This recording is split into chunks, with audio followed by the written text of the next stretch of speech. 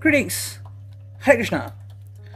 तो आज टॉपिक है सुबह सुबह की उनकी दिल की बातें। ठीक है, आज है 5 दिसंबर मंगलवार और हम कर रहे हैं रीडिंग। हमने लिए हैं टैरो, ओरेकल और एक कार्ड निकालेंगे लाइफ नेविगेटर से। ठीक है, चलो देखते हैं सुबह सुबह की उनकी दिल की बातें क्या कहती हैं। ठीक है, चैनल को आप सब्सक्राइब करना मत भूलिए एंड जनरल रीडिंग है, ये ध्यान में रखिए।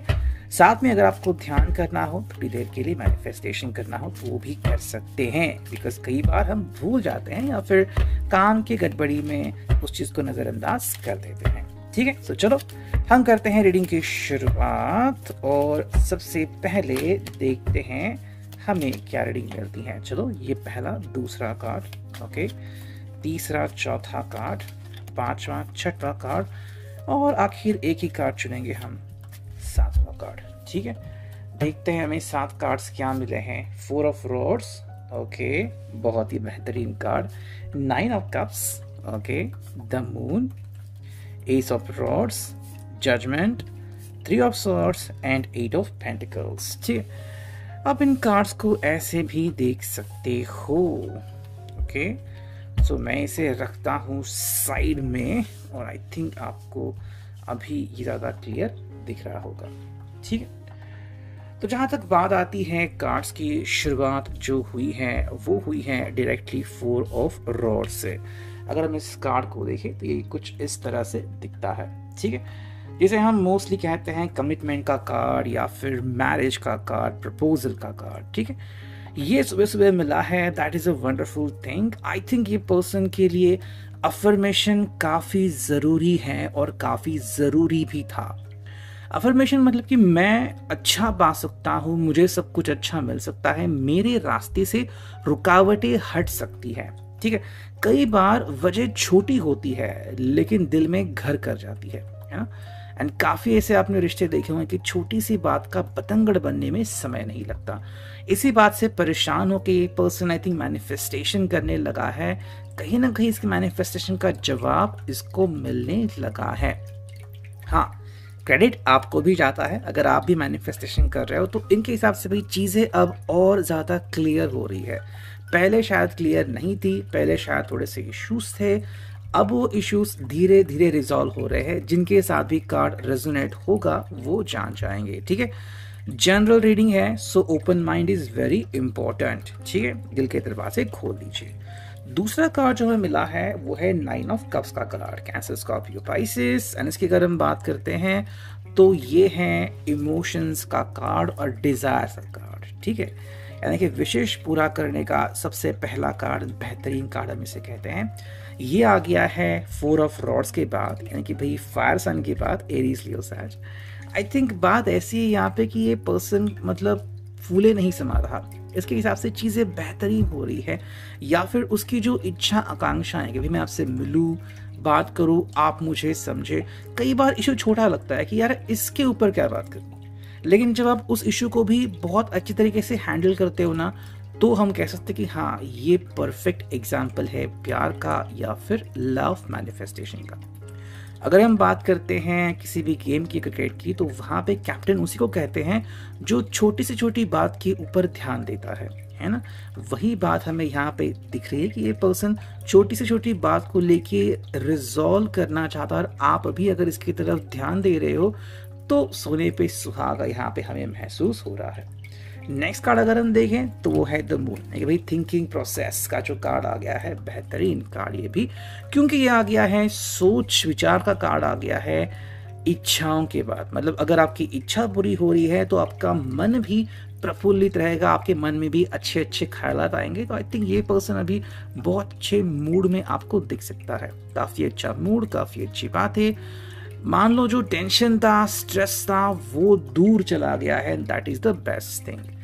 वही अगर हम दूसरा कार्ड देखें तो है एस ऑफ रॉड्स, यानी कि फायर सन का नेक्स्ट कार्ड, जहाँ पे शुरुआती कार्ड आ गया, मतलब कि एक शुरुआती दौर जहाँ पे हाँ वापस से आपके साथ उसी तरीके से पैशनेटली बात कर सकते हैं, या फिर अगर आप हाल ही में जुड़े हैं, हाल ही में आपने एक दूसरे से बात करना शुरू किया है, तो अगर आप लव तक नहीं पहुंच चुके हैं, एटलीस्ट एक अच्छी फ्रेंडशिप तक तो आप जरूर पहुंच सकते हैं। ठीक है, नेक्स्ट अगर हम बात करते हैं तो वो है जजमेंट। अब यहाँ से चीजें बदलती हुई नजर आती हैं। क्यों?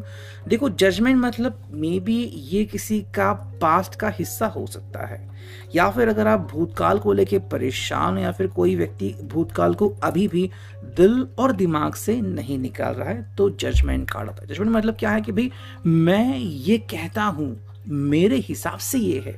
आई थिंक ये भी ऐसे भी कुछ लोग हैं जो शायद किसी बात को लेके अभी भी नाराज हो सकते हैं, या फिर ये उल्टा आपकी एनर्जी है जो यहाँ पे रिफ्लेक्ट हो रही है कि आप इनको क्षमा नहीं कर रहे हो, या फिर ऐसा कोई पास का कोई व्यक्ति है, कोई जो एक्स बन चुका है, अभी भी आपके दिल में उनके लिए बहुत ज़्यादा नफरत है, और वो चीज़ दिखती है कि भाई मैं नहीं चाहूँगी या मैं नहीं चाहूँगा कि आपके साथ कभी जुड़ना। ठीक है, तो वो चीज़ यहाँ पे आती है।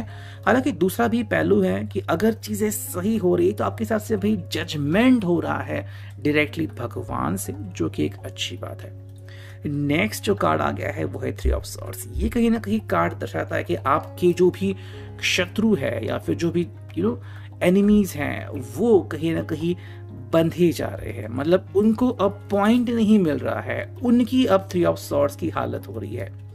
क्योंकि हमने पहले यहाँ पे देखा कि सारी चीजें तो अच्छी हो रही है, हालांकि यहाँ पे थोड़ा सा पास का इश्यूज भी दिख रहा है, बट थ्री ऑफ सॉर्ड्स तब आता है जब कोई आपको परेशान करने आता है और खुद ही गड्ढे में गिर जाता है। वो चीज हमें यहाँ पे प्रिसाइजली क्लियर होती है।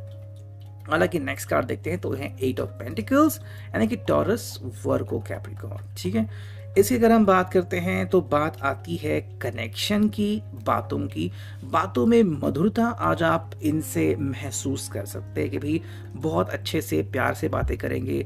डांट फटकार अगर लगाते थे तो 50% गिरावट उसमें आपको देखने को मिल सकती है। बहुत अच्छा मूड रह सकता है। हालांकि tarot is a tool of guidance, तो आपके सामने चॉइसेस आते हैं, आप कौन से चॉइसेस करते हो उसके ऊपर सारा दारोमदार होता है। ठीक है, अब देखते हैं ये जो नेक्स्ट ओरेकल है यहाँ से हमें क्या रीडिंग मिलती है। सबसे पहला जो कार्ड आ गया है वो है हार्मनी। तो जो चीज़ मैं कह रहा था वही चीज़ यहाँ पे महसूस हो रही है कि सभी चीज़ें मान लो बहुत अच्छे से डिपिक्ट हो रही है, सामने आ रही है। जो इश्यूज थे वो धीरे धीरे रिजॉल्व हो रहे हैं, और इस पर्सन को लग रहा है कि भैया अब मेरी ज़िंदगी में सुकून का एक समय, चैन का एक मोमेंट फाइनली आ चुका है। लोनलीनेस, यस, ये एक पल है जहां पे ये पर्सन चाहे तो अकेला भी बैठ सकता है कि अब मेरी जिंदगी में सब कुछ बेहतरीन हो रहा है। अब आप में से काफी लोग कह सकते हैं कि अकेले क्यों बैठ रहा है। कई बार कुछ लोगों को ना जो ज्यादा इंट्रोवर्ट होते हैं या फिर बहुत एक्सपीरियंस लिया है जिंदगी का, तो ऐसे में अकेला रहना पसंद करते हैं कि मेरी जिंदगी में अगर सब कुछ अच्छा हो रहा है तो कुछ समय सिर्फ मेरे लिए, जहाँ पे मैं शांत रहूंगा, ध्यान करूंगा, मेडिटेशन करूंगा, या फिर सिंपल वर्ड्स में ध्यान के बदले चिंतन करूंगा कि भाई क्या हुआ, कैसे हुआ, आज मैं इस मुकाम में हूं, इसके लिए कितने लोग जिम्मेदार है, कितने लोगों ने मुझे एक्चुअली मदद की है। नेक्स्ट अगर हम कार्ड देखते हैं तो है रेंडिशन। यस, ये पर्सन कुछ चीजों के थ्रू गुजर रहा है, और उसके हिसाब से वो जो भी एक हम कहते हैं ना ऑरा है, या फिर एक जो मसला है, वो भी बहुत ही जल्द क्लियर हो जाएगा, एंड मेरी जिंदगी में चीजें बहुत अच्छे से हो जाएगी। फ्रीडम का एक फोर्थ कार्ड आ गया है, मतलब कि भाई अगर ये पर्सन फ्रीडम चाहता है, या फिर कि भाई ऐसा रिश्ता जहाँ पे किसी के भी नाक झोंक ना हो, तो वो चीज यहाँ पे हमें दिख रही है। फाइनल एक कार्ड निकालते हैं लाइफ नेविगेटर से, एंड ये कार्ड आ गया है फाइंडिंग योर वे। ठीक है, जैसे कि आपको यहाँ पे दुआ दिख रहा है, when the mists come down and you can't see far ahead, just stay focused। तो यहाँ पे आई थिंक इस पर्सन का कहना है कि मैंने और आपने, मतलब आप दोनों ने बहुत ज्यादा समय जो है वो एक दूसरे को दिया है, एंड बहुत सी चीजों को डील भी किया है। अब ऐसा समय आ चुका है कि आपको पता है डील कैसे करना है, तो आप छोटे मोटे संकट से घबराते नहीं हो, बल्कि उसका डटकर सामना करते हो। परिणाम ये निकलता है कि आप यशस्वी होकर ही निकलते हो। तो आज का दिन उनके लिए काफी बेहतरीन लग रहा है। ये था आज का reading. I hope it will resonate.